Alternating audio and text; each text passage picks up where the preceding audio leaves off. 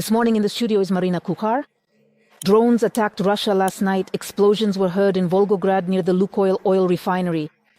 Enemy news agencies report that a fire broke out at the facility. Local telegram channels are publishing footage of a glow over the industrial zone where the plant is located. The Kostroma region was also hit by UAVs. Drones reportedly attacked an energy facility in the city of Volgorachensk. Drones were also spotted in the area of North Ossetia. A no-fly regime was declared in Grozny and Vladikavkaz. It was a loud night as well in temporarily occupied Crimea. Local social media pages report explosions in the Simferopol district. Preliminarily, drones attacked the Kramatorsk base in the village of Bitumne. A fire reportedly broke out there. It was also loud near Vardiiska, where the occupiers' airbase is located. The consequences of the attack are still being clarified. Trains and electric trains will no longer run to Donetsk region. Ukrzaliznytsia is suspending service to Sloviansk and Kramatorsk according to the Donetsk Regional Military Administration. Now, the final station on these routes will be Husarivka or Barvinkove in the Kharkiv region, and you will be able to reach Kramatorsk or Sloviansk by bus. This was done for passenger safety reasons, the Regional Military Administration emphasized.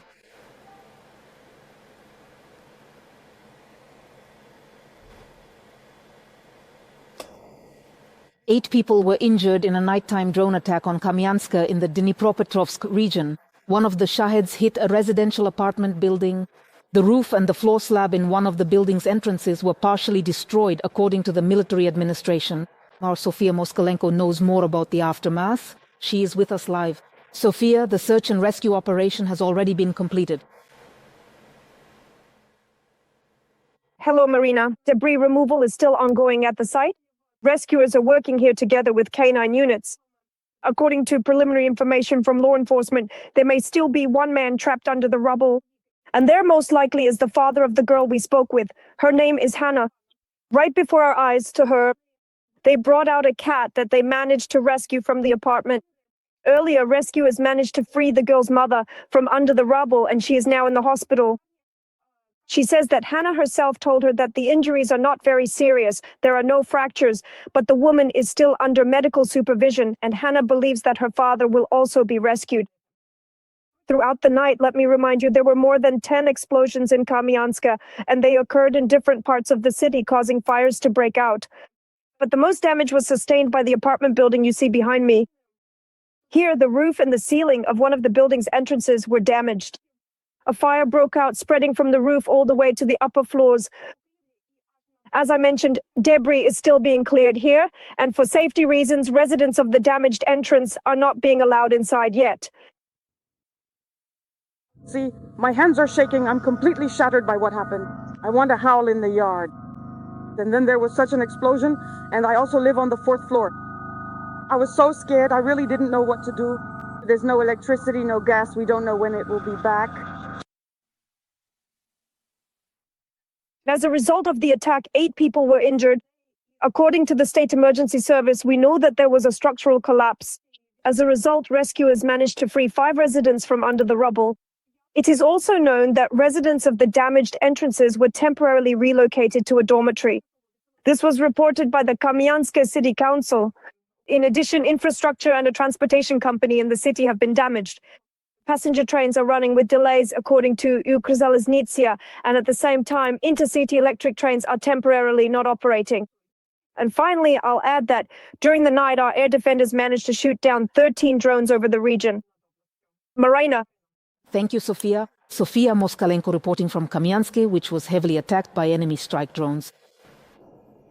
On the front line, the Russians are assaulting in 12 directions. The most difficult situation is in the Donetsk region. In the POKROVSK sector, our troops repelled 100 enemy attacks. In the Kostiantynivka area, the occupiers launched assaults 35 times.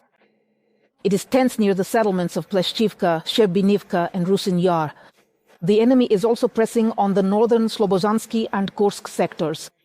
They are using aviation and dropping guided bombs. In total, 276 combat engagements were recorded over the past day. Police officers from the Predator Brigade shared footage of one rescue operation. They were on their way to a mission, but found themselves in the middle of shelling. A vehicle carrying our soldiers caught fire nearby and risking their own lives, they pulled the guys out of it. Tatiana Demuk will continue.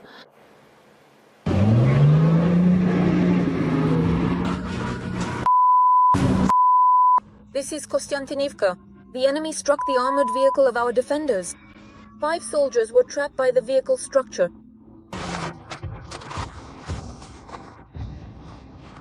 The chances of saving the guys were slim, but nearby were fighters from the Kizhak brigade. One of them was Victor. Along this route, I was unfortunately caught under heavy fire several times, under barrel artillery and also under Grad MLRS. When we almost reached the point, we heard an explosion. I don't know what hit there, but at that moment, there wasn't even time to think about it.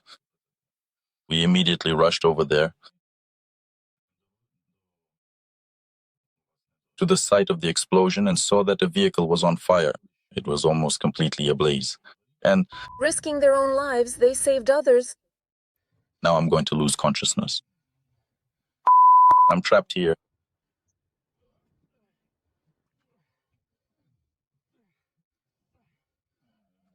I'm holding on, trying to stay focused and calm.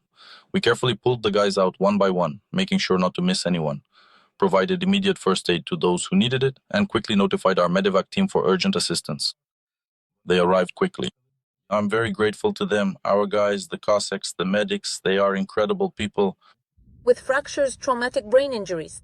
But everyone was brought to the hospital alive. And Victor has no doubt that if he needed help, they would do the same for him. I keep in touch with them. The guys are alive and well, always thanking me every day with every phone call. They thank me. They invited me to visit them, and I will definitely go see each of them. I'll check in on them. The man joined the police at the very beginning of the full-scale war. Before that, he had lived abroad for 5 years. After returning, Victor worked for a while as a communications officer, but he couldn't just sit in the relative safety of the rear. There was just one particular situation, one specific moment when my comrade, my close friend, was tragically killed, actually by an FPV drone. And at that point, I made the decision to destroy them. It was a turning point for me, and I knew I had to take action. Radii says that videos of his work have started spreading online, and maybe those who still think that the police aren't fighting will see it. I understand that everyone wants... A lot of haters want the entire police force to be sent to the front. But then who will answer calls to 102? Who will, for example, handle and process traffic accidents? All the different things that patrol officers do. If someone doesn't like something, you're welcome. Now we invite you. We are recruiting for the Predator Brigade. Tatiana Demuk, we are Ukraine, Marathon, United News. Social media is buzzing with photos of Hollywood star Angelina Jolie in Kherson. There has been no official announcement about the visit yet, but the photos show Jolie in a bulletproof vest in a children's playroom. Public pages report that as part of a charity program, the Hollywood star visited a maternity hospital and a children's hospital in the city. In addition, there is a video showing the actress and UNICEF ambassador receiving a commemorative Kherson coin from the head of the city military administration. This is already Jolie's second visit to Ukraine during the Great War. In the spring of 2022, she was in Lviv. More news will be available at 11 o'clock. Next up is Victoria Malozvitna.